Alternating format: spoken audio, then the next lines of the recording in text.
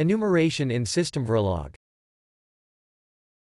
Enumeration is the technique used to limit the value of a variable into a specific subset and to represent these values with meaningful strings.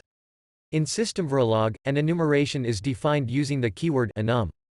Its syntax is enum, data type, list of values separated by commas in braces, variable name, and semicolon.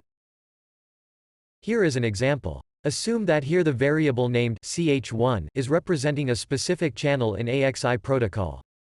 An AXI interface has 5 different channels named write address, write data, write response, read address, and read data. In the enum definition, first the enum keyword is used. The data type is given as a 3-bit logic to accommodate 5 channels. After the value set in braces, the name of variable is given as ch1. These are the value sets and every one of them is listed with a string and its specific value. Now you can assign any of these strings to the variable ch1 instead of these values. It is possible to omit specifying values for the strings as shown here.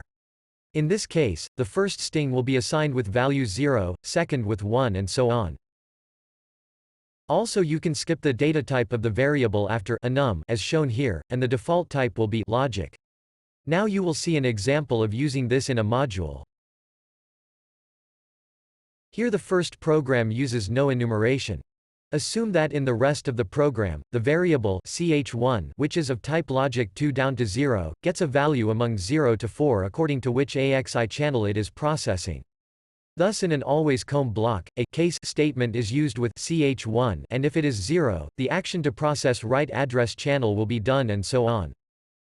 In the same code, if you add an enumeration to variable ch1 as shown here, you can use these string in the case statement which make the code more readable and maintainable. Also at some point in time, if you want to swap the value representation of write and read channel like, read address is 0 instead of 3, read data is 1 instead of 4, write address is 2 instead of 0 and so on. Imagine how difficult it will be with this style of coding. But if you use numeration, it will be a simple task of changing the values in the enum definition.